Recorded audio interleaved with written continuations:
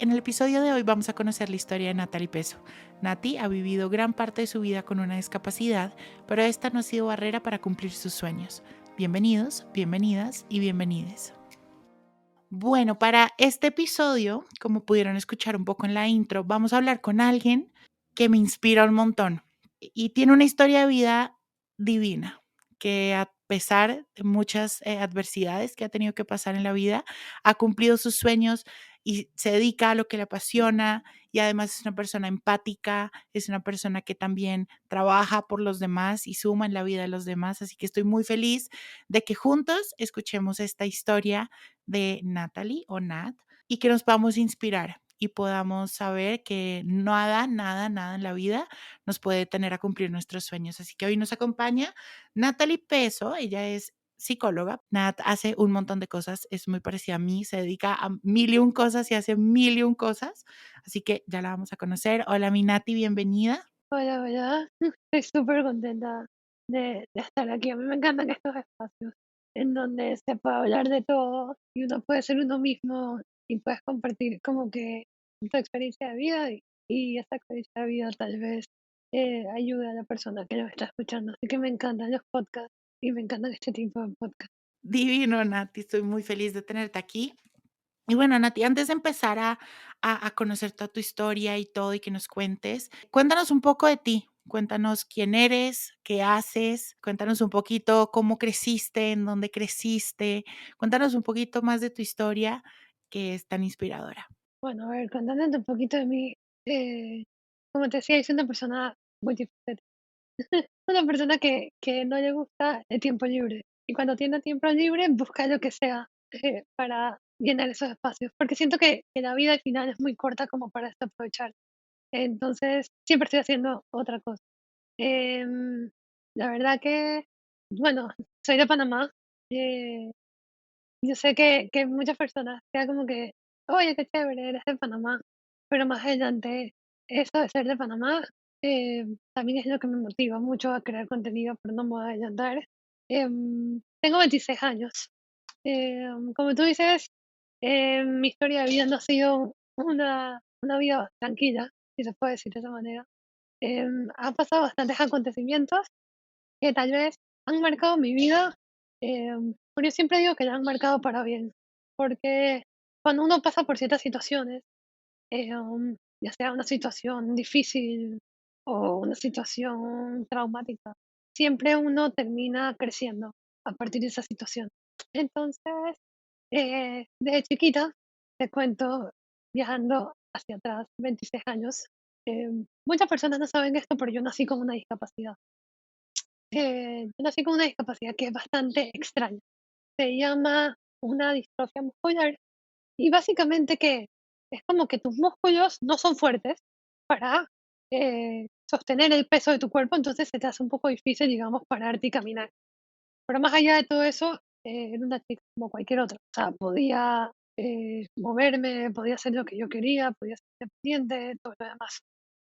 Entonces mis primeros años de vida fueron bastante normales dentro de lo que se espera, ¿no? Pero más adelante, pues vamos a entrar en tema. eh, Siempre con mi condición me dijeron que uno de los riesgos era que yo podría desarrollar lo que se conoce como escoliosis.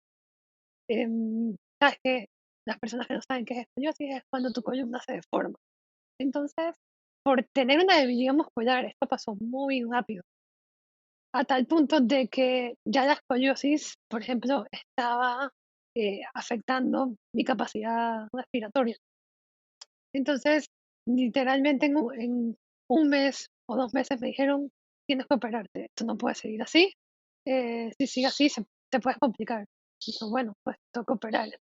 Es interesante esto de tener que operarse pues así tan repentinamente. Y mi familia es de estas familias que siempre tratan de, de hacer lo posible para que todo salga bien, ¿no? Tú sabes que tú tratas, por ejemplo, de, ay, voy a buscar el mejor país, voy a buscar el mejor médico, como que tratas de hacer check de las cosas para que tengas más seguridad a la hora de tener que operarte. Y eso fue lo que hicimos, ¿no? Yo, como soy de Panamá, eh, no es una novedad decir que tal vez la medicina no está tan avanzada aquí, y mis papás prefirieron que me operara en Estados Unidos. Entonces, a los 13 años, me fui a operar a Estados Unidos, y bueno, yo siempre digo, no sé si es cosa del destino, pero lamentablemente la operación no salió como esperábamos. Después de, eh, en el periodo de posoperatorio tuve una hemorragia interna en la columna y que los doctores realmente no se dieron cuenta a tiempo. eh, por lo que me cuentan, esa noche fue como que una noche muy movida en cuidados intensivos. Hubo una emergencia, un código azul, hubo otro paciente que estaba mal, entonces como que toda la energía y toda la atención de los doctores fue para este paciente y como que se olvidaron de hacer los chequeos necesarios en mí, porque cuando tú pasas por una operación de columna, cada ciertas horas tienen que chequearte que tus nervios estén bien y que no haya pasado nada, ¿no? Porque sabemos que es una operación bastante compleja. Pero no lo hicieron y a la mañana siguiente, cuando el doctor vino a mi cama, comenzó a tocarme y comenzó a decir, Natalie, ¿tú sientes esto? Yo no respondía, Natalie, ¿tú sientes tus piernas? No respondía. Entonces ahí como que, ok, ¿qué está pasando? Su cuerpo no está respondiendo, algo tiene que estar mal. Nati, ¿y tú qué sentías en ese momento? O sea, ¿qué pasaba por tu cabeza? Yo no recuerdo, o sea, yo no recuerdo nada de lo que te estoy contando hasta después. Y bueno, obviamente, esto es muy curioso. Bueno, ahí se dieron cuenta que algo estaba mal, me fueron a hacer un CAT y ahí se dieron cuenta que había tenido una hemorragia en la médula. Básicamente el sangrado estaba comprimiendo la médula y hasta el punto que seccionó la médula en dos. Entonces se perdió la comunicación entre el cerebro con el que es lo que te hace que puedas moverte o sentir. Y eso me pasó a un nivel muy alto, casi en el cuello, por lo tanto hoy soy cuadriplégica. Pero te cuento, tú me preguntas qué pasó, o sea, cómo reaccionaba. Y es curioso porque yo tenía 13 años, ¿no? Entonces, cuando yo me desperté, que fueron como, ya, que cuando ya tengo conciencia, pues de haberme despertado, yo recuerdo, yo me desperté y, ok, sí es verdad, no podía moverme, no podía sentir, pero básicamente yo estaba entubada en ese momento que me desperté. Porque cuando te pasa una lesión medular o lo que me pasó a mí, tus pulmones también se paralizan. Entonces yo me desperté, yo tenía un tubo en la boca, no me podía mover. Y lo primero que yo pensé es, esto es totalmente normal. Digo, ¿será que hay cualquier persona que pasar por una operación como esta debe despertarse de esta manera? Y tal vez todavía estoy bajo efectos de anestesia o tal vez estoy así, no siento o lo que sea para que no sienta dolor. O sea, mi mente comenzó a buscar como que ciertas respuestas que sean como que comforting, como que me daban tranquilidad sin pensar que algo estuviese pasando, ¿no? Y además tenía 13 años, ¿no? Y tenía un tubo en la boca, cosa que no podía hablar. Entonces era muy difícil hacer preguntas y yo asumí que todo eso era normal. Pero después de un par de semanas, ya la cosa comenzó a sonarme un poco extraña. También yo soy una persona bastante curiosa. Como te digo, estuve entubada por casi 2 meses, de hecho, con traqueotomía. Entonces no podía hablar y no preguntaba lo que estaba pasando, pero sí asumí que algo malo había pasado. Cuando ya veía que pasaba el tiempo y como que no recuperaba, yo dije, bueno, los efectos de la anestesia no pueden durar tanto tiempo. Y ahí ya recuerdo sabes que como yo estaba en un hospital de rehabilitación de niños, perdón, yo estaba en un hospital de niños en ese momento, después fui a un hospital de rehabilitación, pero un día, yo no sé si fue como que intencional o que dio, el doctor estaba hablando al frente de mío. Y ahí fue que el doctor le dijo a mi papá como que, señor, su hija no va a poder volver a recuperar, no va a volver a moverse y no va a volver a sentir, y este es un pronóstico definitivo y no se va a arreglar. O sea, se lo dijo así como cortante, ¿no? Y yo estaba escuchando, y yo como que lo primero que pasó por mi mente fue, me sentí mal incluso por mi papá. Yo dije, oh, qué noticia más fuerte le acaban de decir a mi papá. Ni siquiera para mí, o sea, yo sentí como que, ella va a desmoronar. Y lo primero que yo le dije fue yo sonreí, y le dije, y le hice como la señal de que tranquilo, que todo iba a estar bien. O sea, no podía hablar, pero sonreí y le dije, como que, ya, no pasa nada, vamos a salir de esto. Y esta fue la actitud que yo decidí tomar, no solo por mí, sino porque cuando tú pasas por una situación así, también tu familia se arrastra. ¿no? Y yo sentía que yo era como una pieza de dominó. ¿Sabes? Cuando hay como una cadena de dominó y que tú eres la pieza, la primera pieza, y si se cae esa primera pieza, se van a caer todos en cascada. Entonces yo sentía que yo era esa pieza y que si yo caía, se iba a caer conmigo todos. Entonces ahí dije, ¿sabes qué? Realmente tengo dos opciones, ¿no? O tirarme a morir o asumir lo que había pasado y tratar entonces de tomar mi vida. Obviamente después de 13, 12 años, ya voy casi para 13, pero llevo 12 años, creo que la segunda opción de tomar mi vida y tratar de vivir de la mejor manera posible fue, fue la decisión que tomé y no me arrepiento ningún segundo de haberlo hecho. Divino. Y Nati, esto te pasó en una edad además que es bastante complicada, ¿no? Porque uno es como preadolescente y todo esto. ¿Cómo asumiste tú? Ya nos contaste un poco, pero hagamos un poquito más de énfasis en eso. ¿Cómo asumiste tú el hecho de que no te ibas a poder volver a mover y que tu vida iba a cambiar completamente, ¿no? Porque creo que eso es una de las situaciones que cambian todos los aspectos de la vida de uno. ¿Cómo lo asumiste? ¿Cómo te sentiste? ¿Qué retos tuviste que enfrentar? Cuéntanos un poquito de eso. Mira, creo que cuando te pasa algo como eso, en el primer momento uno no sabe cómo reaccionar, ¿no? Y existen ciertas etapas de duelo, ¿no? Que vale la pena rescatar porque creo que nadie está exento de pasar por estas etapas. Al principio siempre uno está como en una etapa de negación, de shock. Y en esa etapa, pues como que uno piensa como que voy a salir del hospital, voy a volver a mi país y todo va a volver a, ¿no? Como que es muy difícil asumir que esa va a ser tu condición de forma permanente, ¿no? Entonces, tal vez sí, yo escuché al doctor que me dijo, esa va a ser tu condición de forma permanente, pero como que mi mente no podía asumir que eso fuera cierto, ¿no? Entonces, tal vez no lo digerí en ese momento. Y dije, no, yo voy a salir de esta, como siempre he salido de esta. Tengo mi familia además. Entonces, en ese momento no, tal vez no me pegó tan fuerte, no sé cómo, hoy en día también me lo pregunto, pero también esa incapacidad mía a, a quererme derrotar, ¿no? Yo sentía que no me iba a dejar derrotar por las personas que tenía al lado y que quiero mucho, ¿no? Entonces, por ellos y por el apoyo que tenía siempre de mis seres, yo dije, no, no puedo caer. Y hasta hoy en día, entonces tengo una responsabilidad, ¿no? De mantenerme fuerte pase lo que pase, porque tengo personas que me quieren y personas que me apoyan. Entonces, cuando tú tienes eso, es mucho más fácil, ¿no? Em, También yo siento que hay algo que me ayuda y es mi edad, ¿no? Como tenía 13 años, eh, todavía era una niña que no sabía realmente de qué se trata la vida, ¿no? De qué uno tiene que hacer, ¿no? Entonces, yo siempre digo que cuando una persona tiene una discapacidad, digamos, bueno, cuando le sucede una discapacidad, digamos, a una etapa adulta, es un poco más difícil de asumir, porque uno ya tiene toda una vida planeada y de repente viene tu discapacidad y te interrumpe tu vida.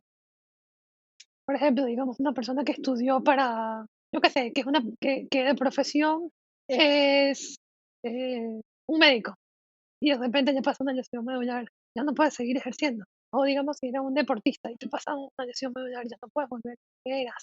Pero en mi caso yo tenía 13 años, o sea, todavía no había pensado, o sea, todavía todo lo que tenía era como que fantasías e ilusiones de una niña de 13 años, ¿no?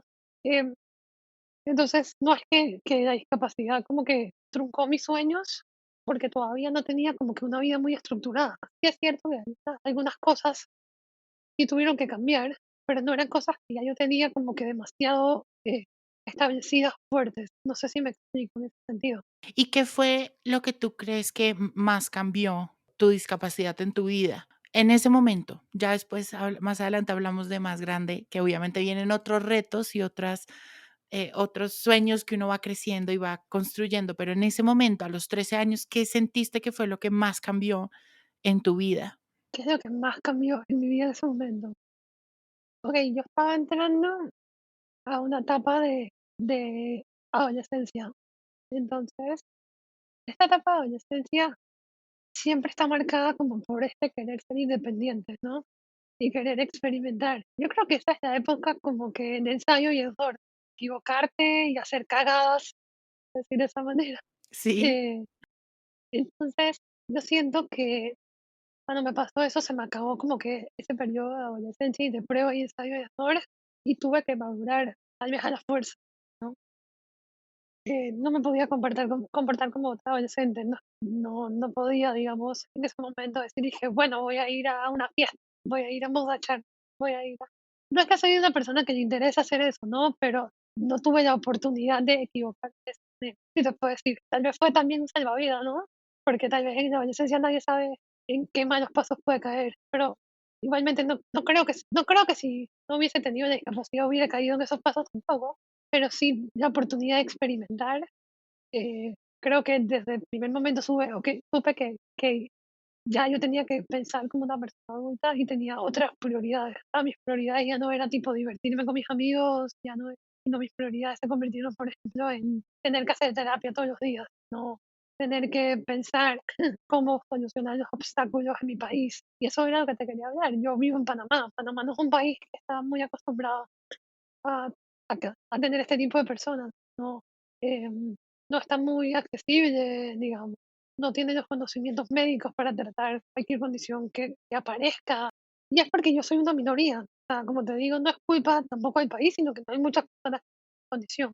Entonces, la prioridad del país no está en la accesibilidad e inclusión de las personas con discapacidad. Entonces, constantemente yo estaba como que enfrentándome a este tipo de barreras.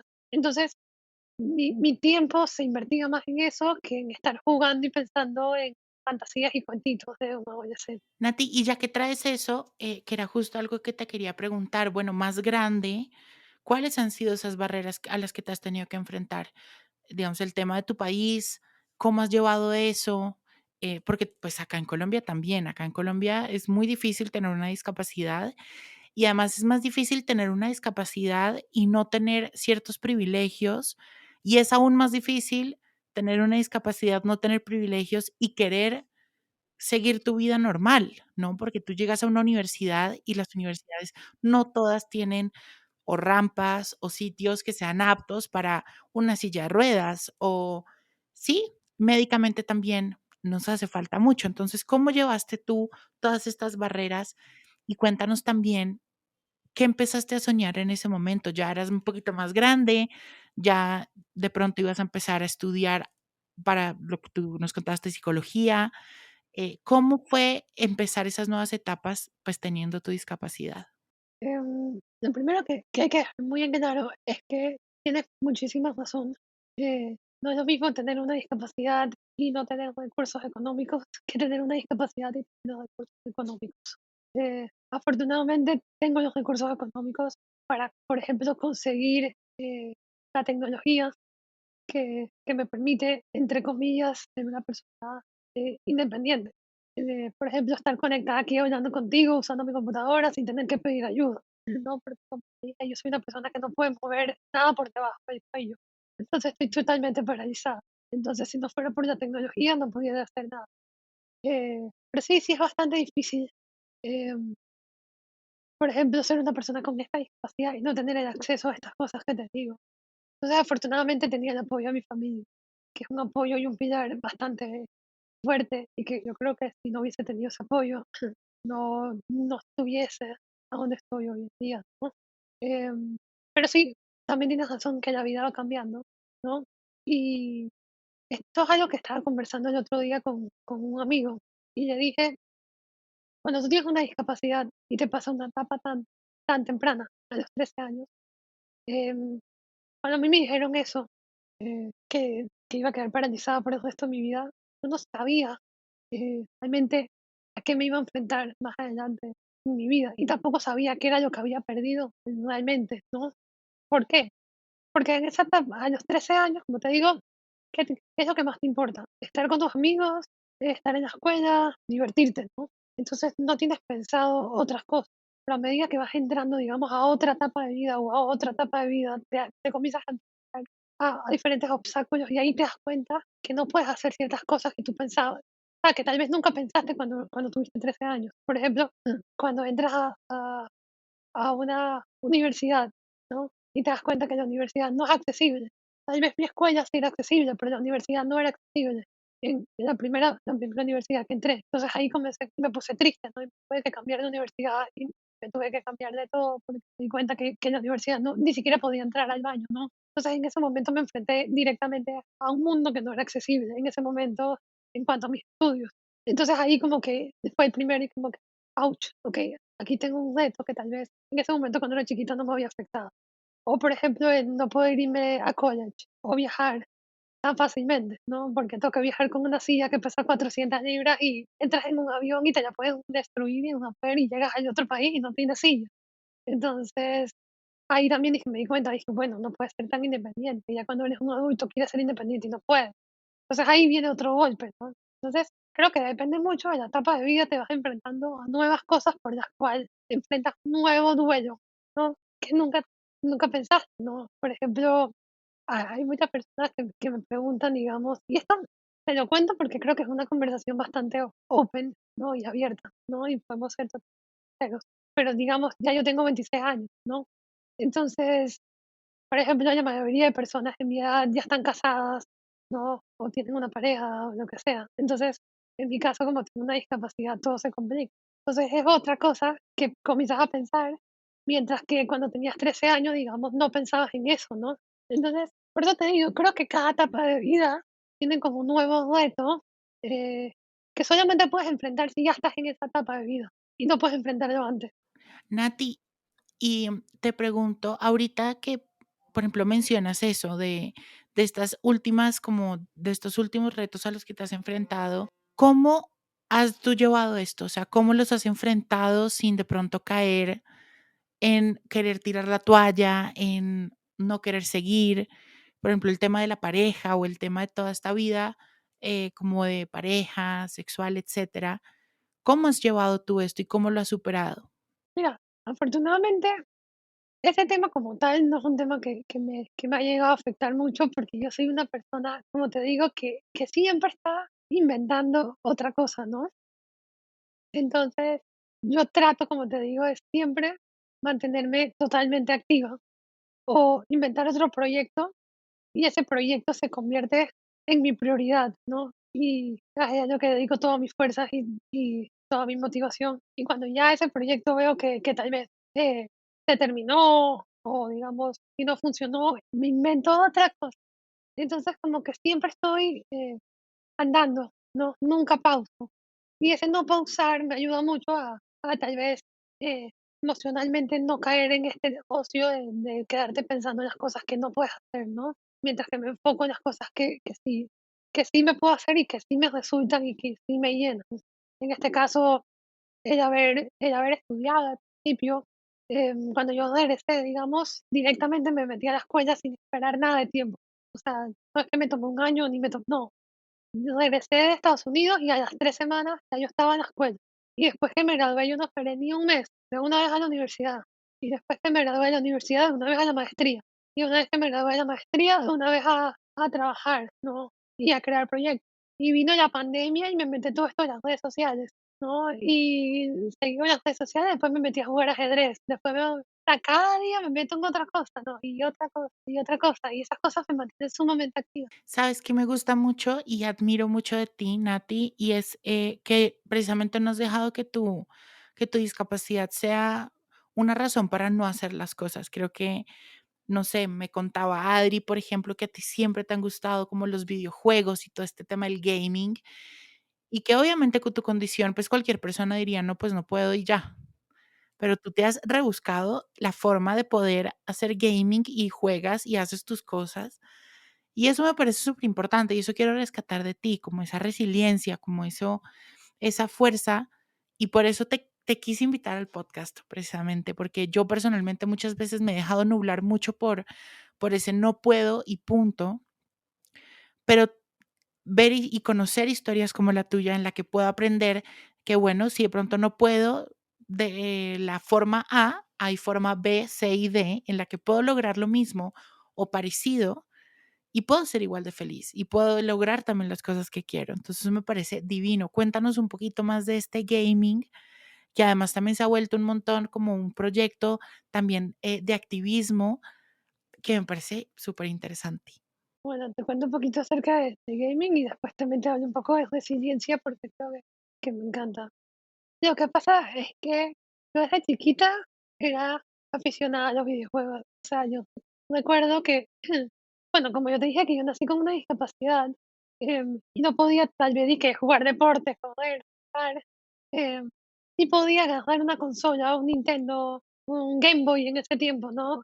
Y me quedaba jugando y competía contra gente o pasaba todos los niveles y sentía que en ese mundo de los videojuegos yo no tenía ningún tipo de obstáculo, ¿no? Yo podía ser la heroína, podía salvar el mundo, podía hacer lo que sea, incluso teniendo una discapacidad, ¿no? Entonces, el mundo de los videojuegos siempre como que era ese mundo donde yo me refugiaba y podía hacer todo lo que en el mundo real no era posible, ¿no? Entonces, cuando me ocurrió lo de la operación, eh, y lo de la lesión medular, yo en ese momento sí, de hecho, eso sí me pegó un poco fuerte, el hecho de que sabes que no vas a poder volver a jugar. Y eso era lo que pensaba, porque en verdad no tenía conocimiento de que existían tecnologías, ¿no? Para poder jugar. Y te voy a ser sincera, pasaron 10 años, 10 años que yo no toqué una consola, 10 años que yo no jugué, ¿no? Para mí ese mundo se había terminado, ¿no?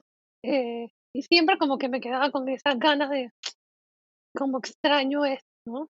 Pero conocí a una persona y ahí está la importancia de conocer a gente o que sabe, ¿no? O que te puede ayudar en estos temas de discapacidad. Y esta persona me dijo, Natalie, ¿sabías que existe un control que tú puedes jugar con la boca? Y dije, cállate, ¿qué me estás diciendo?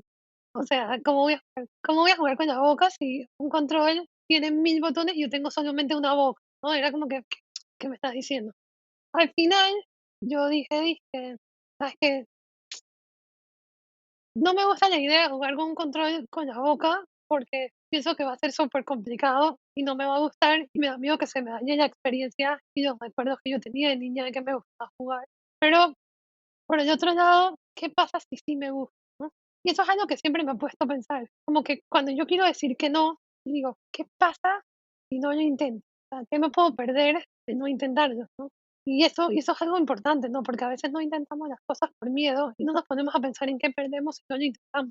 Y en este caso, pues, me compré el control y lo intenté. Te puedo decir que desde el primer minuto, segundo que yo toqué ese control, a mi cuerpo se le olvidó que yo estaba jugando con la boca y era como si estuviese jugando con las manos y tenía la misma emoción de mover el personaje, saltar, correr, ¿no? Y me sentí que otra vez reviví esos momentos hermosos de mi infancia.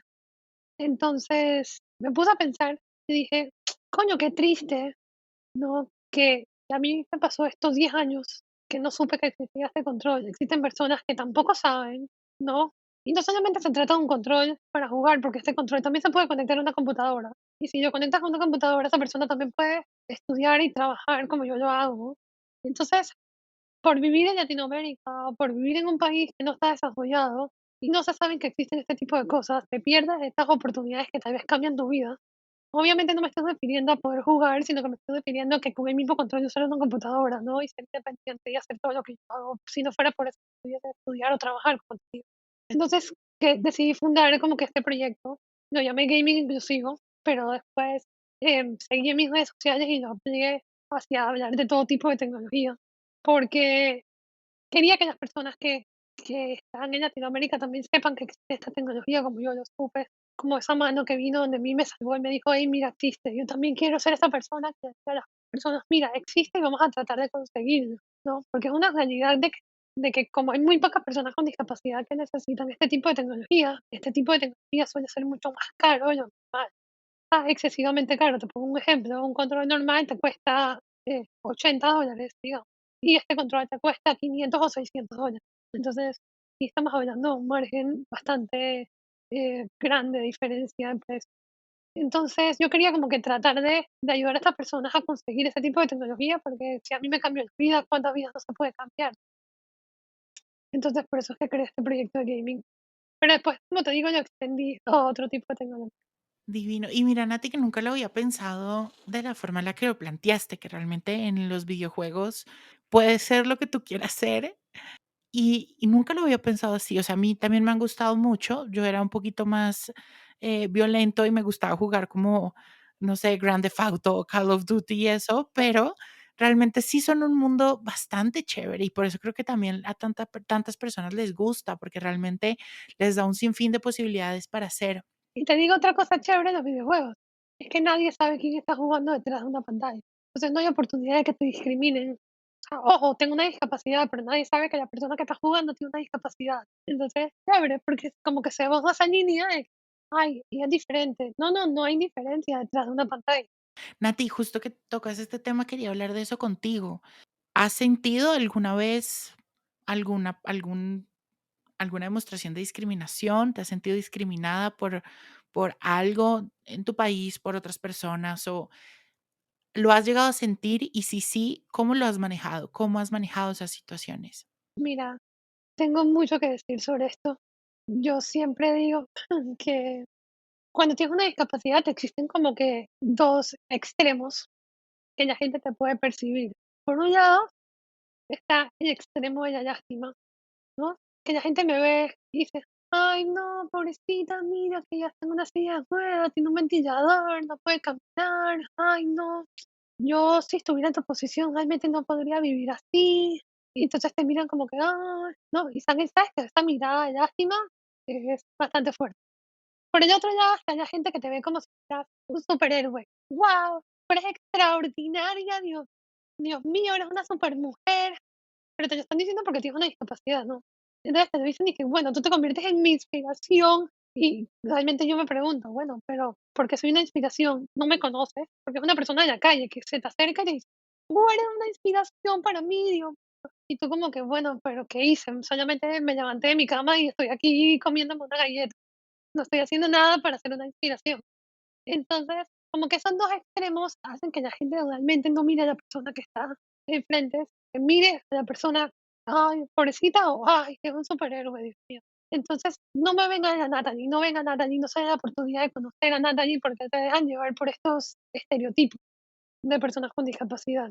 Entonces, yo sé, no es una discriminación como tal, dije puntual, ¿no? Pero sí, sí como que divide, porque la persona no puede verme, no puede verme como una persona normal y siempre está la discapacidad al frente y es algo que yo tengo que romper todo el tiempo, ¿no? Y tal vez yo utilizo un sentido de humor y yo soy una persona muy entrona y trato de ser extrovertida, ¿no? Para tratar de romper todo esto.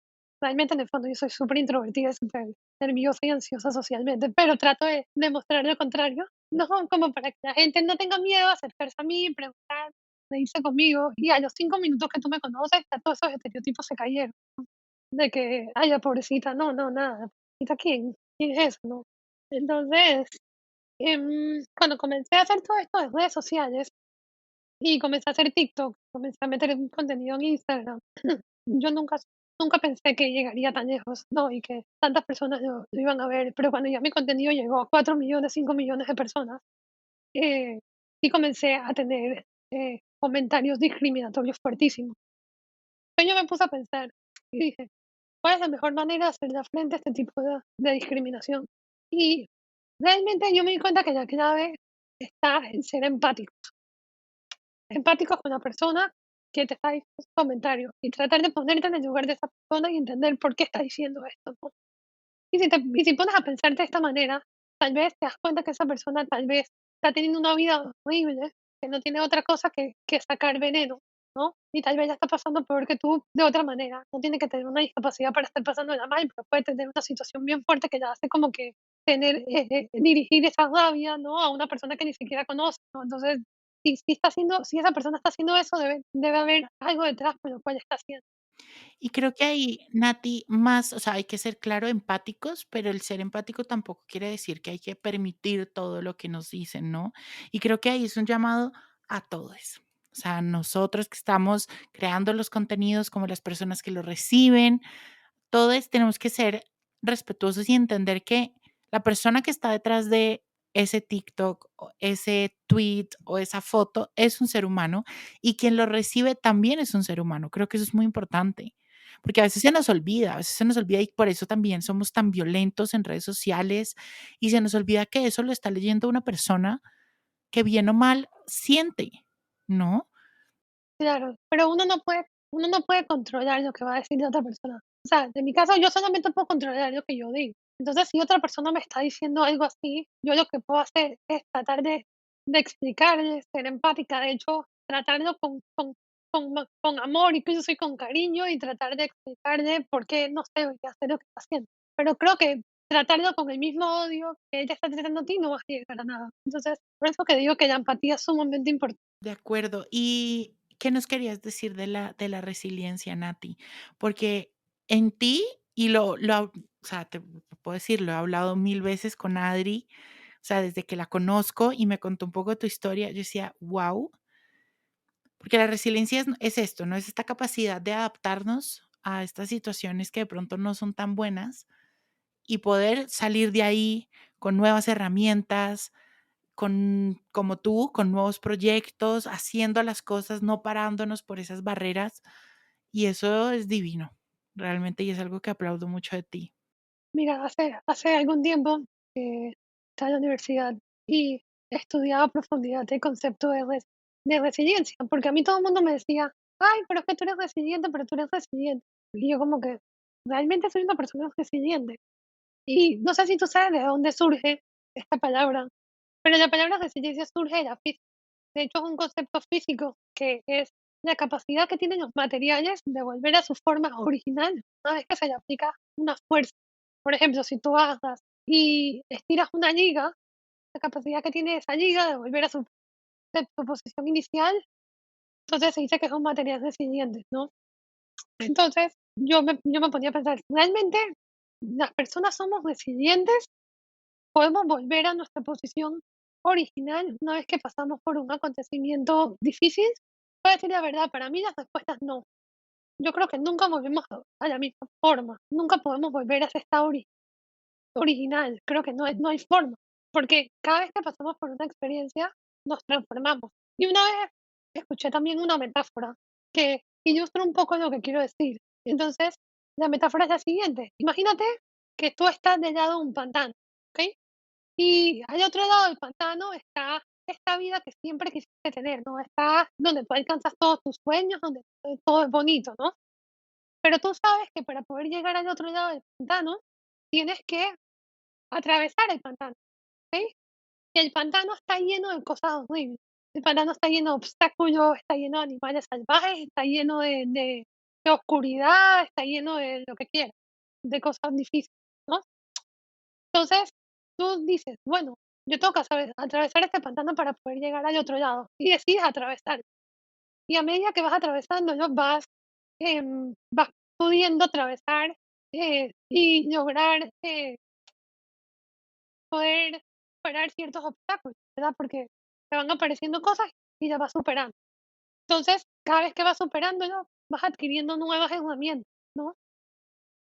Y una vez llegas al otro lado del pantano, tú ya no eres la misma persona que estaba al principio detrás, ¿no? Porque eres una persona que ha adquirido nuevas herramientas y se ha transformado a partir de las situaciones que tuvo que enfrentar, ¿no? Dentro de ese pantano. Entonces yo creo que no, respondiendo a tu pregunta, yo no creo que las personas somos resilientes, porque nunca vamos a ser la misma persona después de pasar por una situación difícil, porque realmente, ok, es difícil y es triste y todo lo demás, pero adquiriste un montón de herramientas a enfrentarse a esa situación. Entonces, en mi caso, yo cada vez que, que me enfrento a una situación difícil, siempre me pregunto qué puedo aprender de esta situación, o cuál es la mejor manera, o qué herramientas tengo. De hecho, al haber pasado por una situación tan difícil como esta operación, me ha dado un montón de herramientas y me ha ayudado a madurar, me ha ayudado a crecer emocionalmente, me ha ayudado a ser una persona súper más empática, ¿no? Entonces yo no soy la misma persona que era antes de la operación. No puedo, nunca voy a llegar a ser esa persona, porque soy totalmente distinta. O sea, nunca voy a volver a esa forma original. Entonces, en vez de hablar de resiliencia, a mí me gusta hablar de crecimiento. Creo que sí, creo que comparto mucho esa idea que tienes de la resiliencia, creo que también no lo pienso, como tú decías, desde el lado, por ejemplo, como desde la raíz de la palabra de la física, porque sí, 100% y concuerdo contigo, creo que las personas nunca vamos a ser iguales, estamos en constante crecimiento, positivamente o negativamente también, cualquiera. Nati, y ya para ir cerrando, ¿qué has aprendido? ¿Qué crees que te ha dejado de bueno esta discapacidad? ¿Qué le puedes agradecer hoy a esta discapacidad? Porque existe una frase muy cliché. que dice que uno nunca sabe lo fuerte que es hasta que ser fuerte es tu única opción. Entonces, esta discapacidad me ha mostrado lo fuerte que puedo llegar a ser, ¿no? Toda la madurez que puedo adquirir al ver la vida desde una perspectiva totalmente distinta, ¿no? Hoy en día me ha enseñado que las prioridades eh, son totalmente distintas. A veces uno piensa que tu prioridad son cosas bastante banales, cuando realmente eso no es lo importante. Y eso me lleva a ser una persona súper agradecida, ¿no? Y agradecida por cosas chiquititas. O sea, no es que tengo que estar agradecida porque suceda algo extraordinario, no, por el simple hecho de tener salud estoy agradecida. Por el simple hecho de poder levantarme cada mañana y ver lo bonito que está el sol, estoy agradecida. El hecho de poder jugar con mis sobrinos, estoy agradecida. El hecho de poder respirar, estoy agradecida, porque ¿sabes qué? Me di cuenta que todo lo podemos perder de un momento a otro. Entonces, el hecho de ser agradecidos por cosas que antes no pensabas que eran importantes o no las tomabas en cuenta, ahora todo esto cobra mayor importancia para mí. Entonces, creo que hoy en día soy sumamente empática con la gente. Puedo ponerme en el lugar de personas que pasan por situaciones difíciles porque yo misma las viví, ¿no? Y soy, como te digo, soy sumamente agradecida por las cosas que tengo y sí puedo hacer porque representan algo demasiado grande para mí. Divino. Bueno, Nati, creo que ha sido divino conocer tu historia. Creo que para todos en Así Me Siento podemos aprender mucho de ella. Aprender que nunca hay nada tan malo como para no poder salir de eso y que no hay barrera tampoco tan grande que nos impida cumplir nuestros sueños. Gracias infinitas por acompañarme, por contarnos tu historia y bueno, cuéntanos en dónde te podemos seguir, conocer un poco más de ti. No, yo te quiero agradecer a ti por la oportunidad, porque como te digo, estos espacios son los que realmente permiten a uno expresarse y llegar a más personas con este mensaje de que no importa que tengas una discapacidad, soy una chica de 26 años, como cualquier otra persona que tiene los mismos sueños, los mismos gustos, los mismos intereses, ¿no? Entonces, eso me permite acercarme más a las personas. Y bueno, si quieren ver mi contenido, que bueno, se trata tal vez de lo mismo, en donde trato como de hacer visible toda esta tecnología que yo uso, cómo es el día a día de una persona con discapacidad, o a veces utilizo mucha psicología, o lo que me pasa en el día a día, pues pueden seguirme en cualquiera de las redes sociales. Toda la información de Nati la pueden encontrar en nuestro newsletter semanal, en el que se pueden suscribir en www.juanjosetejada.com/newsletter. Nati, gracias por acompañarme y te mando un abrazo y un beso gigante. No, a ti.